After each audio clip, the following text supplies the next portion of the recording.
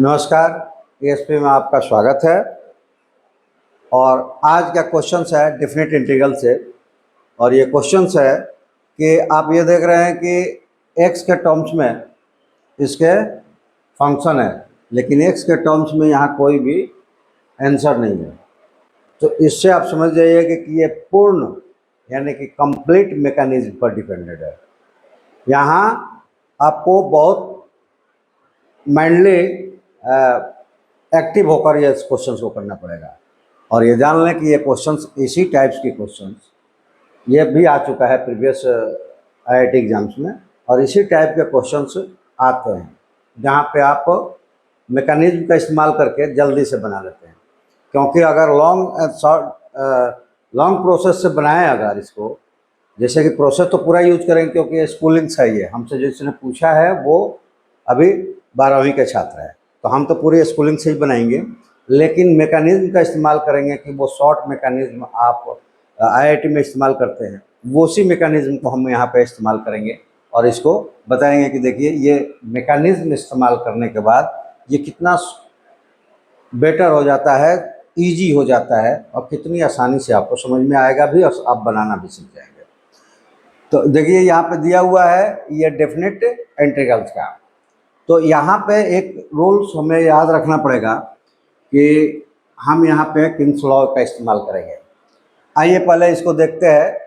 एक प्रॉपर्टी इस्तेमाल करने वाले हैं, पहले इसको अरेंज करते हैं, क्योंकि जब तक हम मैकेनिज्म का मतलब ये होता है कि अरेंजमेंट या किसी प्रॉपर्टी का यूज़ या फिर कोई सब्स्टिट्यूशंस जिसकी वजह से जो हमारा सॉल्यूशन क्वेश्चंस है वो इजी हो जाए।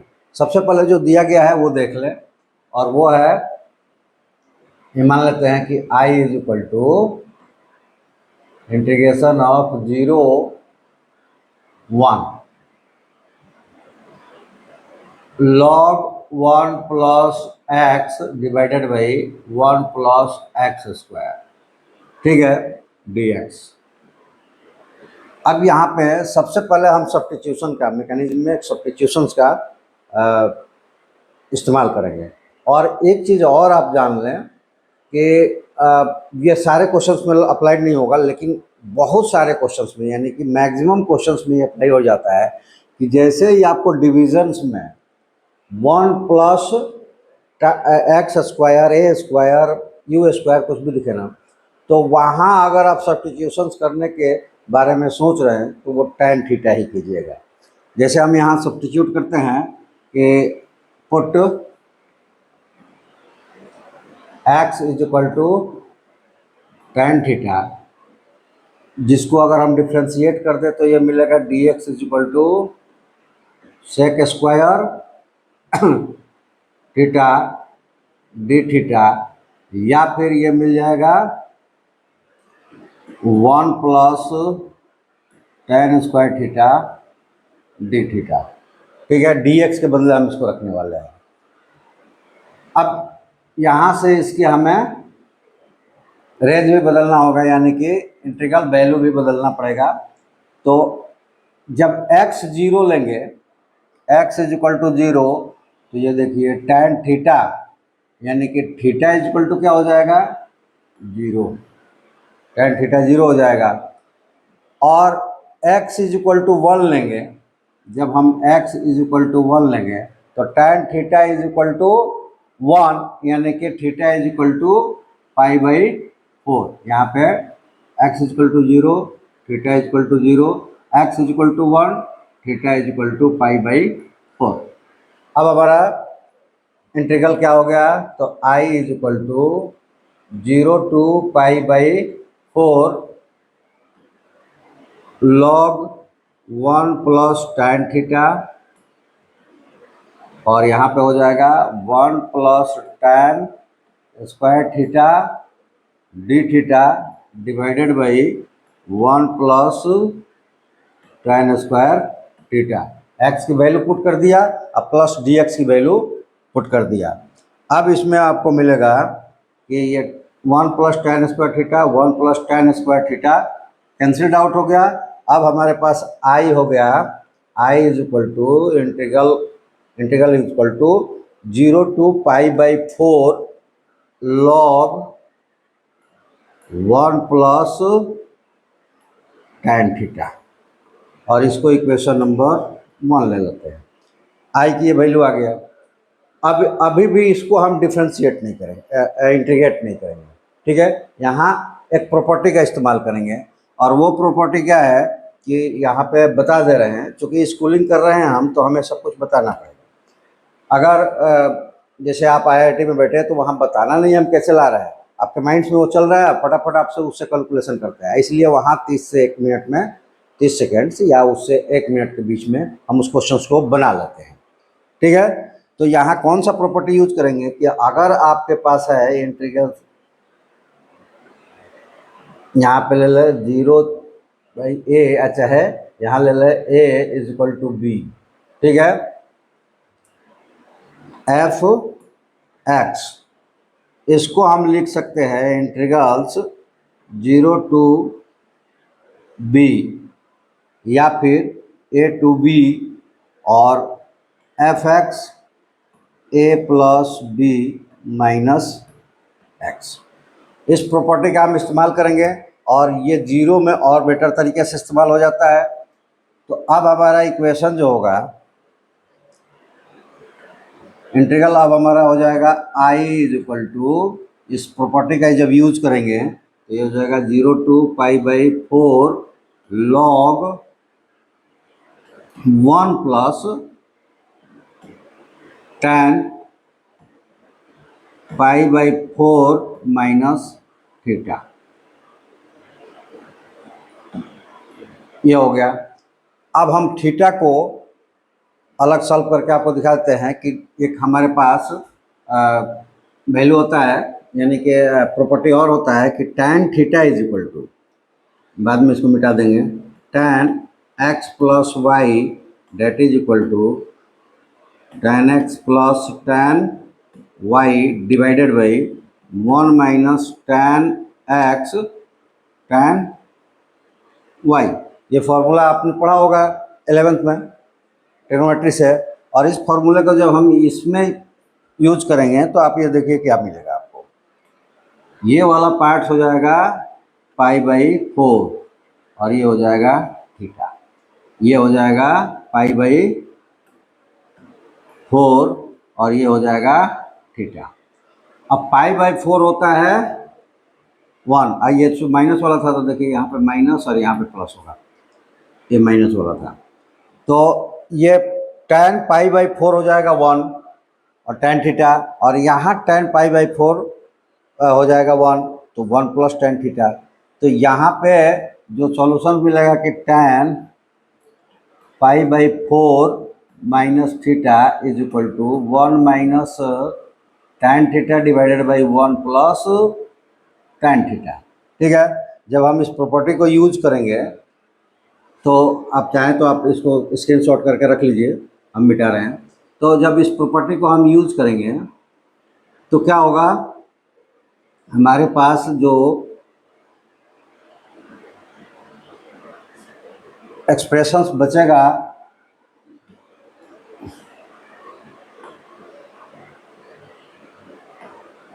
एक्सप्रेशन जो बचेगा वो कैसा बचेगा कि I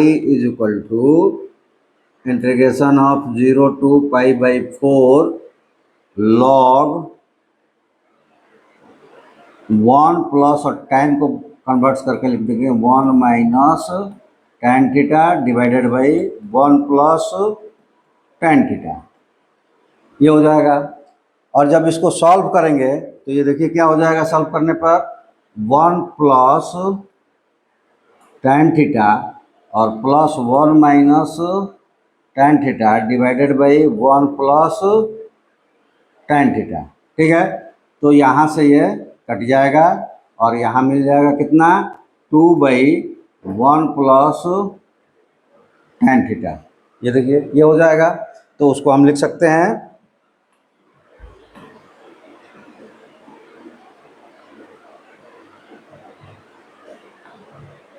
इसको हम लिख सकते हैं that = integration of 0 π/4 log 2/1 plus tan theta D theta, यहाँ भी डी थीटा छुटा हुआ है, डी थीटा आप लगा लेंगे, ठीक है, डी थीटा।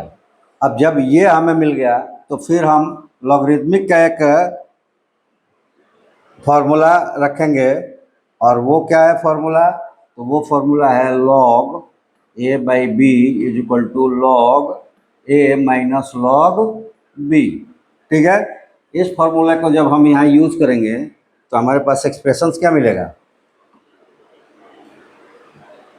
एक्सप्रेशंस हमारे पास मिल जाएगा कि I is equal to integration of 0 to π/4 log 2 D theta, ठीक है, और minus integration of 0/π/4 log 1 plus tan theta, ठीक है, tan थीटा और d theta.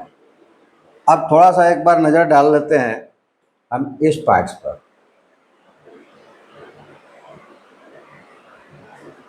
I is equal to 0 to π/4 log 1 plus tan theta, यहाँ पर डी थीटा छूटा हुआ है, डी थीटा इक्वेशन फर्स्ट में है, तो ये किसके बराबर है, I के बराबर। तो ये वाला आपका पार्ट्स कितना हो जाएगा, I के बराबर, ठीक है। तो वहाँ हम लिख देते हैं I, तो ये पार्ट्स हो गया हमारा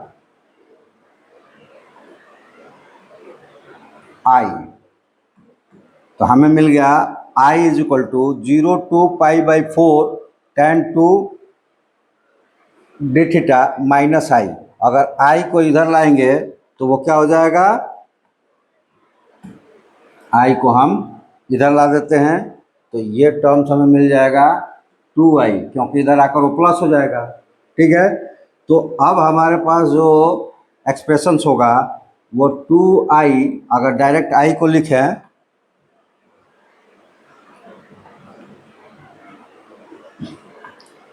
डायरेक्ट I को लिख दे तो I इज इक्वल टू 2 इधर आकर डिवाइड हो जाएगा, और log 2 जो है वो भी कांस्टेंट है, तो ये हो जाएगा that is equal to log 2/2 और integration 0 to π/4 D theta.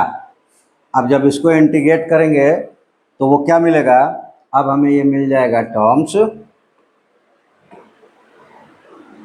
I is equal to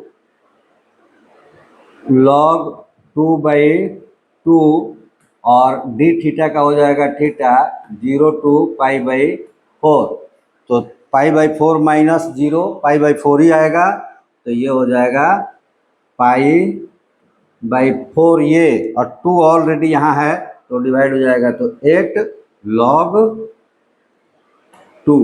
तो हमारा आंसर क्या हुआ, हमारा आंसर हुआ π/8 log 2। वो कहाँ है, तो ऑप्शन नंबर बी में है।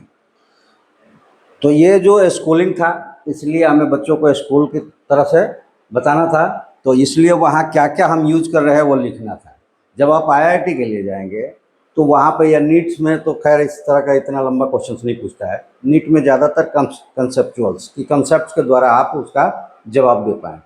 लेकिन IIT में जब जाएंगे तो क्वेश्चंस ये आया हुआ है पीछे, इस तरह के क्वेश्चंस आते हैं, तो वहाँ आपको बताना नहीं होता है कि ये कैसे हम लिख रहे हैं। डायरेक्ट आप क्या करते हैं, जो जो फॉर्मूले हमारे माइंड्स में है उसको इस्तेमाल करते हुए शॉर्ट टर्म कि अगर फार्मूला हमने इस्तेमाल कर लिया तो क्या आया, इस तरह से आप लिखते हैं। तो वहाँ भी आप इसको अंडर ए मिनट, 1 मिनट के अंदर आप इसको बनाकर उस ऑप्शन पे पहुँच सकते हैं जो आपका राइट ऑप्शन है, जो आपको 4 नंबर दे सकता है।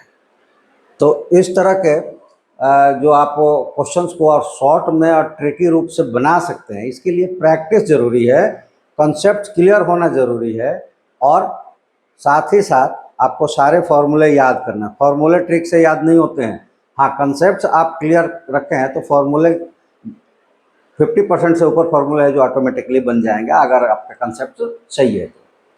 लेकिन किसी की ट्रिक्स देखने से वो किसी के मतलब में उसमें मैं भी आता हूँ, किसी में भी ऐसा नहीं कि दूसरा कोई, मेरा या किसी और के ट्रिक्स देखने से और आपकी सोच बदलवाने से आपको कुछ भी हासिल नहीं होने वाला है। आपका जो भी सक्सेस का पॉइंट्स है वो 3 ही पॉइंट्स है। आप कंसेप्ट क्लियर कीजिए, बिल्कुल अपने स्कूलिंग कंसेप्ट क्लियर कीजिए, कहीं आपको कोचिंग भी करने जाने की ज़रूरत नहीं पड़ेगी। स्कूलिंग कंसेप्ट क्लियर कीजिए, सारे फॉर्मूले हमेशा रिमेंबर में रखिए, और वो हमेशा रिमेंबर में कैसे रहेंगे, तो आप कंटिन्यूअस प्रैक्टिस करेंगे तो रहेगा। अगर चाहते हैं कि इसमें मैं आपका हेल्प करूं, तो आप आइए elapse.co.in, गूगल पे जाकर इस पेज को खोलिए, स्क्रॉल कीजिए, लेफ्ट साइड्स में आपको एक ऐप मिलेगा, ऐप को डाउनलोड कीजिए, साइन अप कीजिए, और अपना कोर्स 6 to 12 तक के स्टूडेंट्स या एस्पिरेंट्स जो किसी एग्ज़ाम्स के लिए तैयारी कर रहे हैं, वो अपना कोर्स चूज करे। वहाँ थोड़ा छोटा छोटा फ़ी है, हर कोर्स के लिए अलग अलग, उसको भरे और फुल कंसेप्ट क्लियर करें, वहाँ पे आपको मिल जाएगा।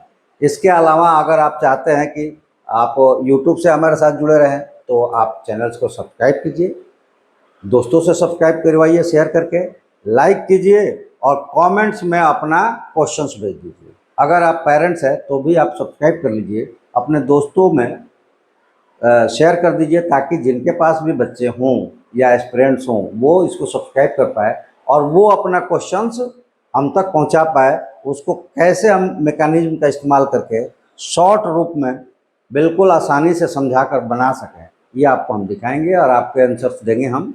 तो चलिए, हमारे साथ जुड़ने के लिए चैनल्स को लाइक, सब्सक्राइब, शेयर, कमेंट्स कीजिए दबा के, और हम आपके लिए ऐसे ही जो भी हमारी बेस्ट ऑफ नॉलेज है उसके अनुसार क्वेश्चंस लाते रहेंगे। इसमें बाकी कुछ नहीं मिलेगा, इस चैनल पर केवल और केवल आपको